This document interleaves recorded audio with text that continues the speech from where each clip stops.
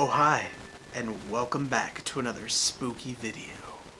Every house has a story, but tonight, I want you to decide if this particular place is just a house with stories, or if the horrors experienced here were very real.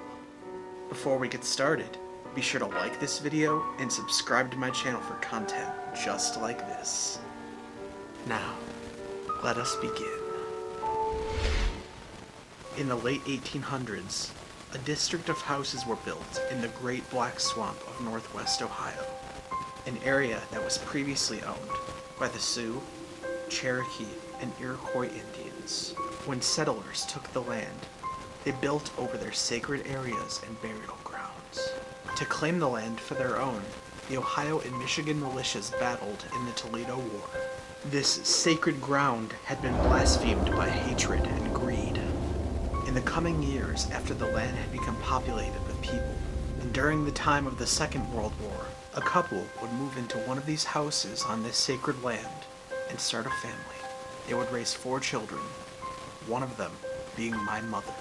For as long as I can remember, I've been told that this house is haunted, never really fully understanding it, until I reached adulthood and questioned victims who have been in the house, as well as look back on my own past experiences. Was it my childlike mind settling with the unease of the stories that I had heard? Or did I experience something in that house? Looking back on it, I never felt safe there. Most of the people that I had asked were too uncomfortable talking about what they had seen, what had happened. One person, however, came forward with her story.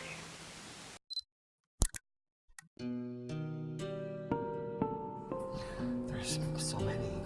Oh, try to think of like that's something you saw or something that happened. My sister used to hear voices, hear kids running down the hall. She felt somebody climb over the top of her one night when she was laying in bed, and she thought it was her husband. But when she turned around, there was no one there. Mysterious things would happen. Like one of the scariest things that ever happened to me was one night I was working third shift, and Shelly and I were living up there. And by the time I got off work in the morning, she was already gone. So I came in, I went into my room, I laid down on my bed, and you know, on your bed, that space between the bed and the headboard, you know what I mean? Yes, the empty space. Right. So I was laying on my left side, I laid my head down on my pillow, and like right in my ear, as plain as day, something said, right in my ear. And I literally leaped out of that bed. I had just laid down. I had been laying down less than a minute. I was fully awake. And right in my ear it said, and my feet, I don't even think my feet touched the floor. I flew down them steps so fast. People have tried to debunk incidents such as this being caused by someone's brainwaves falling in and out of a resting state. But according to Arlene, she was fully awake the entire time. It was the night that your dad had that night terror. Yeah, tell me about this. Okay, so we were laying in bed and the room was pitch dark. It was dark, it was winter time. So we had blankets over the windows to keep the cold out. And the room was pitch dark. It was so dark you couldn't see your hand in front of your face. But he was, in the middle of the night, he was screaming bloody murder. Screaming, pointing to the door, telling me, look at the door, look at the door. And I said, Gene, I'm not looking at that door. There was no way I was looking at that door. Whatever he was saying, I wasn't going to look at that. He kept saying, look at the door, and I kept telling him, just let me get to the light. Let me get to the light. Let me turn the light on. But he was screaming so loud. He jumped up, knocked everything off the dresser, just took his hand and swiped everything off of the dresser. And he was screaming. So I'm reaching for the light. I'm trying to get to the light to turn the light on. The whole time he's screaming for me to look at the door.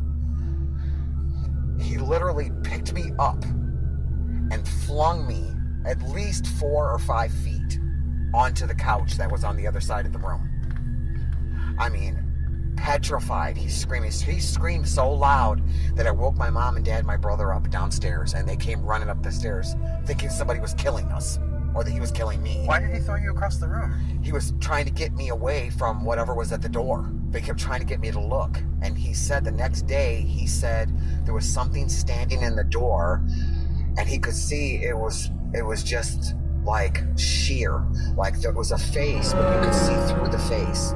It was just like a white face, but you could see through it. It was just, you know what I mean? Like it was just, you could see that it was a face, but it wasn't a real face. It was just sheer that you could look right through it. I mean, all kinds of crazy shit used to happen up there. Like, there was a light when you were walking up the stairs. About halfway up the stairs, there was a wall that went up to the ceiling. It was real tall, that old house. It was real tall. And there was a light right there. And the entire time my parents had lived in that house, which at that time was like 30 years, they had lived in that house, that light never worked. And one day, that light just came on out of nowhere. My mom was like, there is no way that light bulb and that light even works, because they had never changed that light bulb. That light never worked. It was such an old house. The light switches for those weren't switches. They were push-in buttons. Oh, like old style. Right. And at the top of the stairs, when you get to the top of the stairs, that first room that was there, before you walk in that room, there was a wall there that had the light thing, the light fixture thing. You push the buttons, and one was for the hall light, and one day it just came on, and it stayed on, and no matter how many times you pushed that button, you couldn't get that light to go off. And then one day it just went off and never came back on again. Now, you said something about it catching on fire a lot up there. What happened with that? Like my parents, in my parents' room, one day they were gone, and the closet caught on fire for no apparent reason. The closet in the room just caught on fire. Things like that. I mean, weird things. According to sources, this isn't the only time this has happened. The upstairs of the house on Bush Street caught fire over half a dozen times. Each time with no explanation. No electrical problems, no weather phenomena, no explanation whatsoever. Where that upstairs was laid out really bizarre, because it used to be all one house back when it was first built. But my brother had a dream one night that he was standing outside on the sidewalk that ran beside the house between our house and Abe's. Yeah. And he was looking up at that window, and there were two kids standing in that window, and they were dressed in clothes from like the pioneer times. And so he said he was looking up at them, and they were looking down at him, and they were smiling.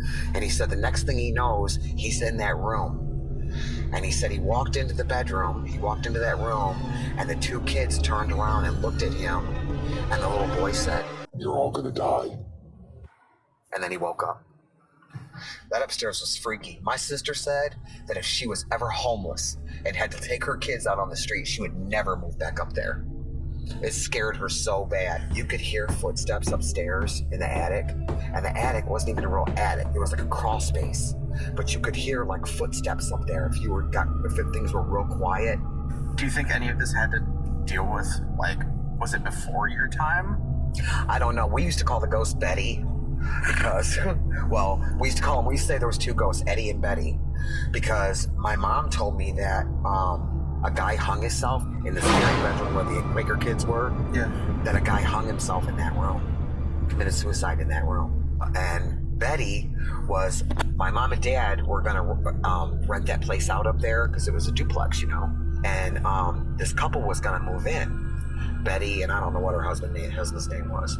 Well, they gave my mom the money for the rent and deposit, and then they just never came back.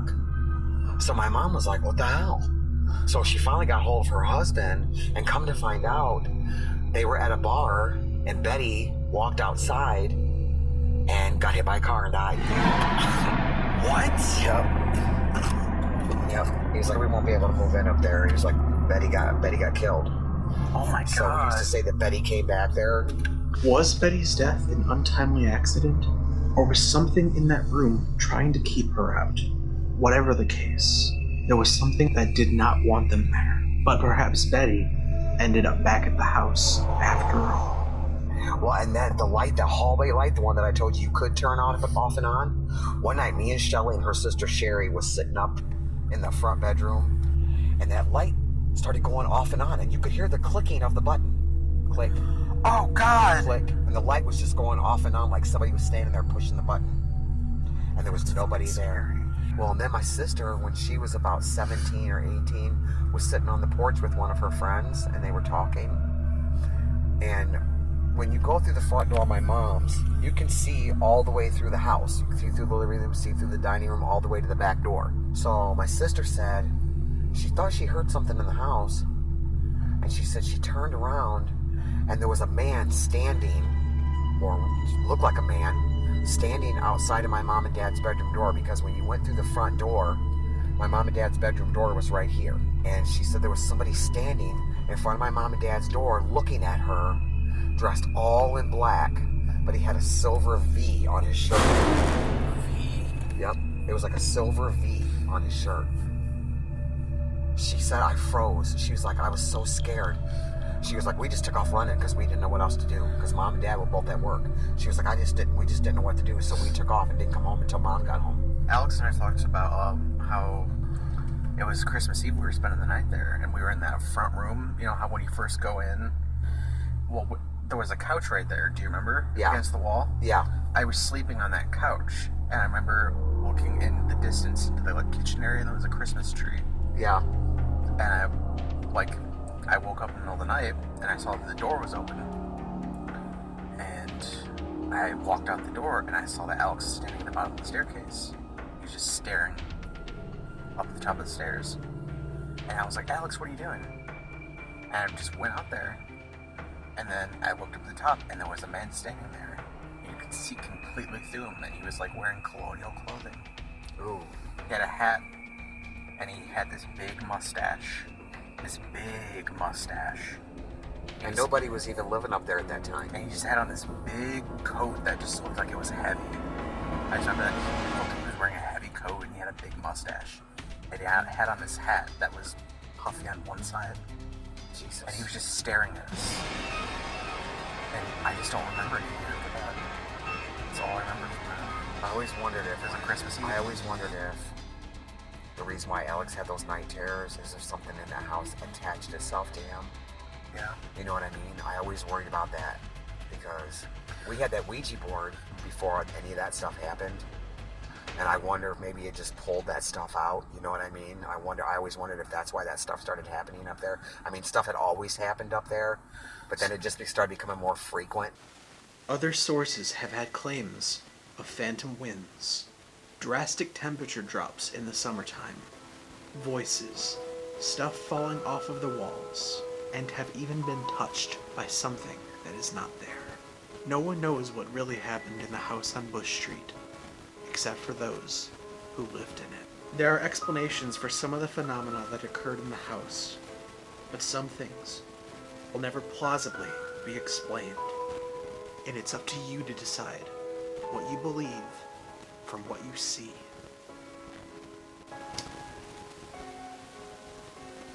Don't forget to keep the light on, and remember, if you hear a bump in the night or footsteps behind you, don't look back, because you might see something that you don't want to see.